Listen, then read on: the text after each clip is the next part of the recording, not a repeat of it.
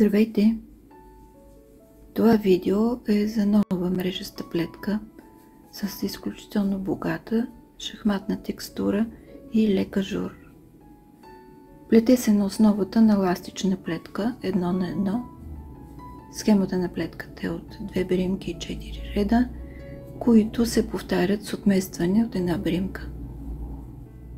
Започваме с 4 броя бримки и за начало изплитаме няколко реда еластична плетка 1 на 1.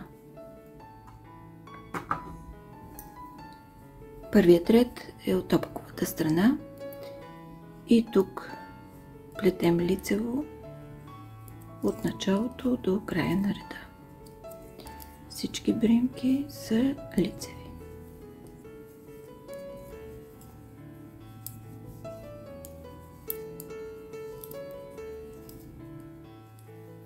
На втория ред от лицевата страна сваляме крайната бримка и плетем последния начин. Работим с две бримки. От първата изваждаме 3 бримки, но не от самата нея, а един ред надолу. Лицева, наметка, лицева. След което опакова. Лицева, наметка, лицева и опакова.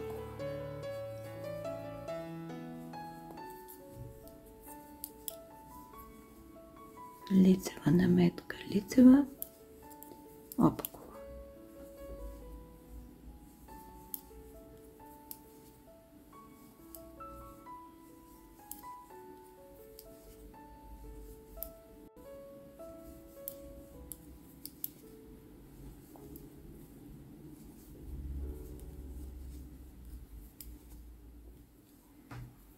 Трети ред от опаковата страна.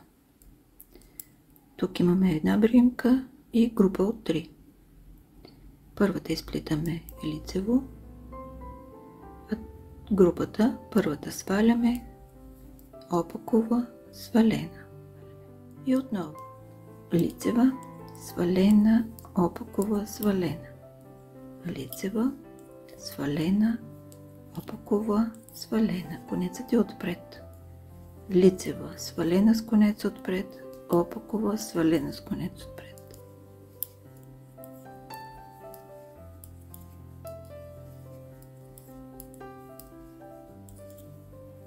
Така плетем до края на реда.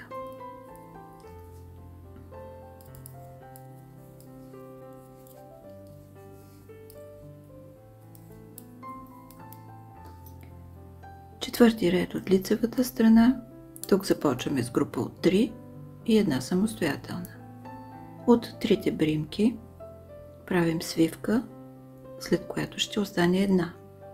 Първите две сваляме като лицеви, третата изплитаме лицево и я промушваме през тях. И една опакова. Сваляме първите две, лицева, промушваме през свалените и опакова. Една бримка от 3. Сваляме първите две като лицеви, конецът е отзад.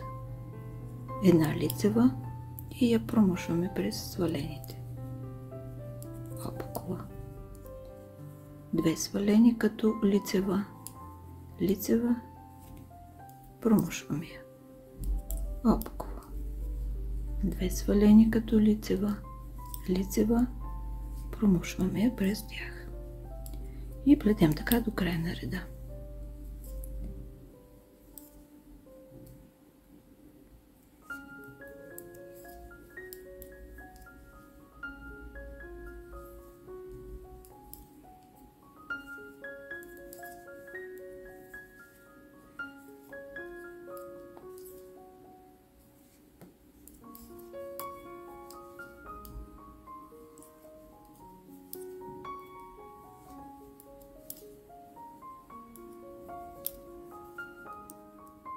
В следващите 4 реда повтаряме предходните, като правим отместване една бримка, така че да получим тази шахматна конфигурация. Пети ред от опаковата страна. Всички бримки плетем лицево. началото до края на реда бримките плетем лицево.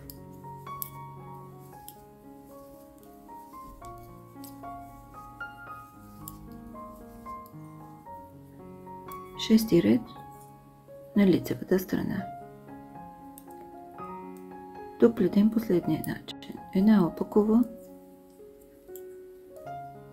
и от долния ред изваждаме 3 бримки. Лицева, наметка, лицева. Опакова, от долния ред.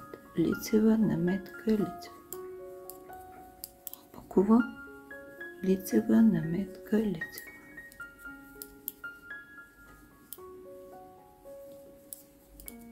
Опакова, лицева, наметка, лицева.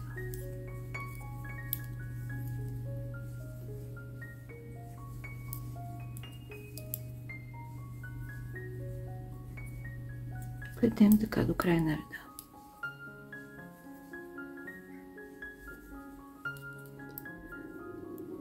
Седми ред от опаковата страна. Сваляме крайната бримка и следват група от 3 бримки и една самостоятелна. Групата от 3. Първата сваляме, опакова, свалена, лицева. Свалена, опакова, свалена, лицева. Свалена, опакова, свалена, лицева.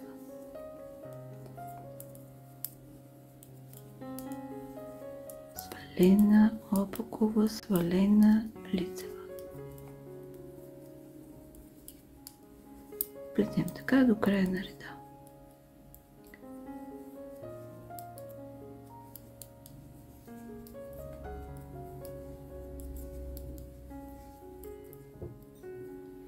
И 8-ми последен ред.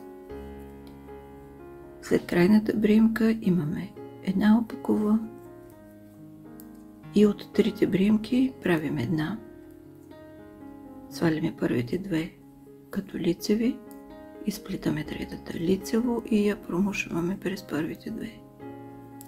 Опакова, 2 свалени като лицеви, конецът е отзад, една лицева, промушваме я през тях. Опакова, 2 свалени, конецът е отзад, една лицева, промушваме я през тях.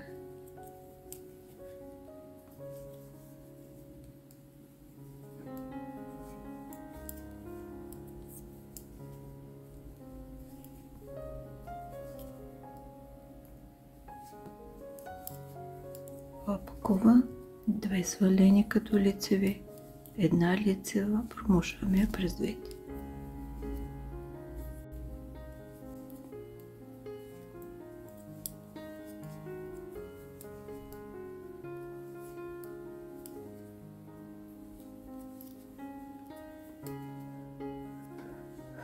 В заключение представих ви оригинална и нестандартна плетка с привлекателен външен вид и много добра структура, която я предпазва от диагонално кривение и разпускане след пране. Подходяща е за дрехи и аксесуари за всеки сезон и за всякаква прежда. Горещо ви я препоръчвам. Благодаря ви, че бяхме заедно. Ако харесвате това видео, натиснете бутон лайк. Абонирайте се за канала и за известията, за да гледате всички мои видеа. Пожелавам ви здраве, вдъхновение и късмет. Плетете с любов и бъдете щастливи. До скоро!